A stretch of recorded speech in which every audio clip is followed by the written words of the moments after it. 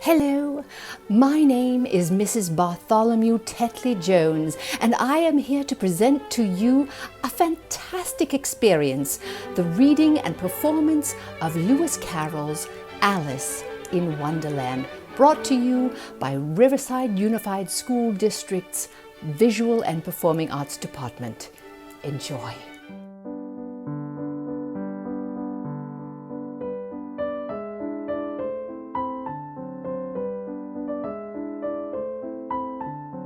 They very soon came upon a griffin, lying fast asleep in the sun.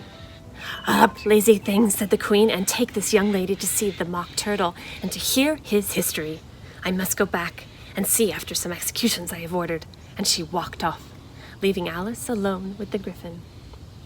Alice did not quite like the look of the creature, but on the whole she thought it would be quite as safe to stay with it as to go after that savage queen. So she waited. The griffin sat up, rubbed its eye. Then it watched the queen till she was out of sight. Then it chuckled. "What fun," said the griffin, half to itself, half to Alice. "What is the fun?" said Alice. "Why, she," said the griffin. "It's all her fancy that. They never executes nobody, you know. Come on." "Everybody says come on here," thought Alice, as she went slowly after it. "I never was so ordered about before in all my life, never." They had not gone far before they saw the mock turtle in the distance, sitting sad and lonely on a little ledge of rock, and as they came nearer, Alice could hear him sighing as if his heart would break. She pitied him deeply. "What is his sorrow?" she asked the griffin, and the griffin answered very nearly in the same words as before. "It's all his fancy that. He hasn't got no sorrow, you know. Come on." So they went up to the mock turtle, who looked at them with large, sad eyes full of tears, but said nothing. "This here young lady," said the griffin. "she wants for us to know your history, she do." "I'll tell it to her," said the mock turtle in a deep, hollow tone. "Sit down, both of you, and don't speak a word till I've finished." So they sat down, and nobody spoke. For some minutes, Alice thought to herself, "I don't see how he can ever finish if he doesn't begin." But she waited patiently. "Once," said the mock turtle at last with a deep sigh, "I was a real turtle." These words were followed by a very long silence, broken by an occasional exclamation of from the griffin and the constant heavy sobbing of the mock turtle. Alice was very nearly getting up and saying, "Thank you, sir, for your interesting story." But she could not help thinking there must be more to come, so she sat still and said nothing. "When we were little," the mock turtle went on at last, more calmly, though still sobbing a little now and then, "we went to school in the sea. The master was an old turtle. We used to call him Tortoise." "Why did you call him Tortoise if he wasn't one?" Alice asked. "We called him Tortoise because he taught us," said the mock turtle angrily. "Really, you are very dull." "You ought to be ashamed of yourself for asking such a simple question," added the griffin, and then they both sat in silence, looking at poor Alice, who was really ready nearly to sink into the earth. At last the griffin said to the mock turtle, "Drive on, old fellow. Don't be all day about it." And he went on with these words. "Yes, we went to school in the sea, though you mayn't believe it."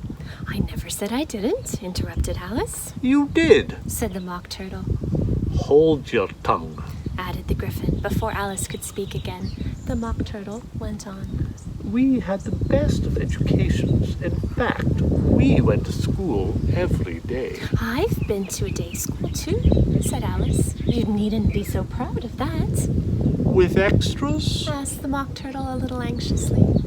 "Yes," said Alice. "We learned French and music." "And washing?" said the mock turtle. "Certainly not," said Alice indignantly. "Ah, then yours wasn't a really good school," said the mock turtle in a tone of great relief. Now at ours, they had at the end of the bill French, music, and washing. Extra. You couldn't have wanted it much, said Alice, living at the bottom of the sea, I couldn't afford to learn it. said the Mock Turtle with a sigh. I only took the regular course. What was that? Inquired Alice. Reeling and writhing, of course, to begin with. The Mock Turtle replied. And then the different branches of arithmetic. Ambition, distraction, uglification, and derision. I never heard of uglification, Alice ventured to say. What is it? The Griffin lifted up both his paws in surprise.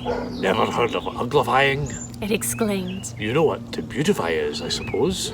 Yes, said Alice doubtfully. It means to make anything prettier.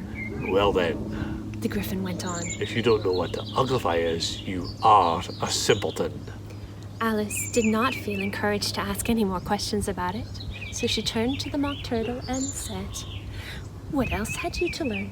Well, there was mystery. The Mock Turtle replied, counting off the subjects on his flappers. Mystery, ancient and modern, with seography, then drawing. The drawing master was an old conger eel that used to come once a week. He taught us drawing, stretching, and fainting in coils. What is that like? Well, I can't show it to you myself. The Mock Turtle said. I'm too stiff, and the Griffin never learned it. Hadn't time. Said the Griffin. I went to the classical master, though. He was an old crab, he was. I never went to him. The Mock Turtle said with a sigh. He taught laughing and grief, they used to say. So he did. So he did. Said the Griffin, sighing in his turn, and both creatures hid their faces with their paws. And how many hours a day did you do lessons? Said Alice in a hurry to change the subject.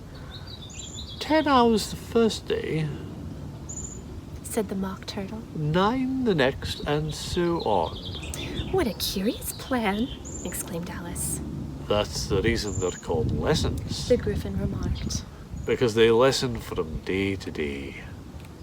That's quite a new idea to Alice, and she thought it over a little before she made her next remark. Then the 11th day must have been a holiday, Of course it was. said the Mock Turtle. And how did you manage on the 12th? Alice went on eagerly. That's enough about lessons. The Griffin interrupted in a very decided tone. Tell her something about the games now.